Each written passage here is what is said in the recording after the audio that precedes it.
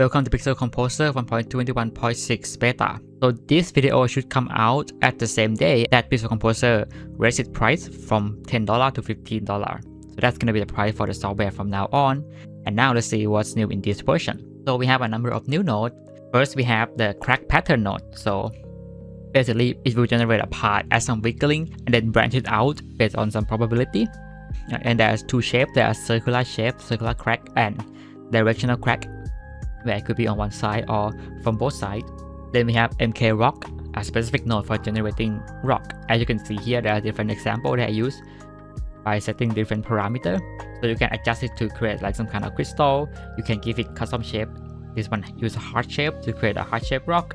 They are also built-in polarization, so the output can look good out of the bat. And we have the new content aware scale node. Here I use example which is a sprite from Socky Sock Sprite. But let's just take a look at the basic example first. As you can see here, when you do content aware scale, it's gonna try to like downscale the image while keeping the content. So in this case, it's just gonna reduce the space between each object. But it can be really useful in pixel art as well. Like here I have an array of different images of different like fruit and produce and stuff like that. And maybe I want to turn it into a bag of seed, like I'm making a farming game or stuff like that. I can use content aware scale to reduce the size. And as you can see here, it does pretty good job at like maintaining the original shape of the original full-size image. I maybe put it in the blend node like this to create this smaller icon representing each object. Sometimes it doesn't work quite well, like this one look a bit weird. You might want to go in and then manually adjust it, but I think it's a good starting point. And the thing is, I didn't expect this node to be useful for pixel art either, but now that I'm implementing it and I test it with different input, it actually come out nicer than I thought. And then we have improvement to other nodes as well. So for example, the dithering node now have new option to use linear mapping. So by default, we use positional mapping. So each position here will correspond with dithering matrix, right? But if you set it to a linear way, it's gonna use basically the gradient itself to determine where in the dithering map it's gonna select the color from, and it can lead to different looking image, right? The result here was similar to posterization, but with more randomization, you might say.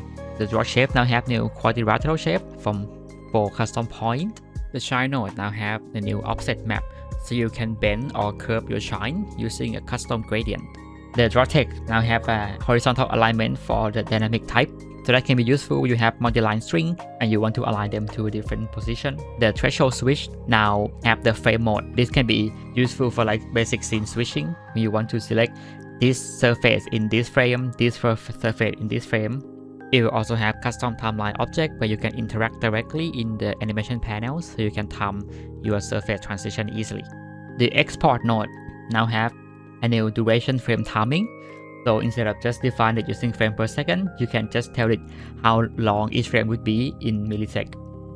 The image node now have auto splice button. So when you import sprite sheet, this one also a Socky Sock Sprite, you can click auto splice and it will generate a sprite sheet node. Now this auto splice will only work with horizontal sprite sheet, so if you have more complex sprite sheet, you might still have to go back to the sprite sheet node here and then adjust the value as needed. Then we have improvement on user interface. So first we have improvement on the pixel grid. Now have its own setting. Instead of putting it inside the grid setting, you can enable it and you can set it to always show, which means that the pixel grid will always show no matter what zoom level you are on. If you turn it off, the show as scale here to control what scale level will the pixel grid start to show. And it now have separate display setting from the default grid. Then we have improvement on interaction with the pin shape node. So the tunnel node, the pin node, stuff like that. It should be easier now to select, especially when you have a bunch of them next to each other in a stack like this. In the past, it will be really hard to like select the one you want. Now it uses distance-based selection, and the box selection should be easier as well. Then we have improvement on the animation panels. You can now click and drag the looping mode to set the mode to multiple properties. Then we have improvement on the preview window panel. So the preview windows is a separate panel types from the preview panel. So the preview panel here is a default panel that you use for previewing node, right?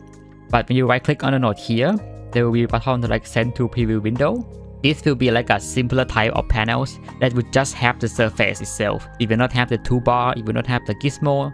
It will just be a simple panel for previewing surface. And there is some work to this preview window to make it reactive to the node selection. So you can use this as an alternative to the default preview panel if you want like a more minimal interface. But beware that some nodes do require all the gizmo and control, like the canvas node. You will not be able to do anything here. because all the tool is in the preview panels here. And as usual, there are a series of bug fixes in this version, showing you on the screen right now.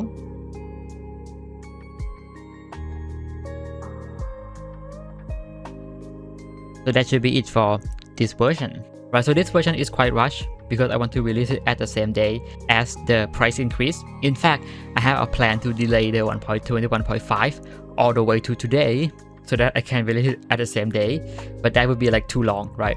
So I released that one last week, but it also have a bunch of interesting features as well. Like the content aware scale is like unexpectedly useful. But yeah, that should be it for today's video. So thank you everyone for watching.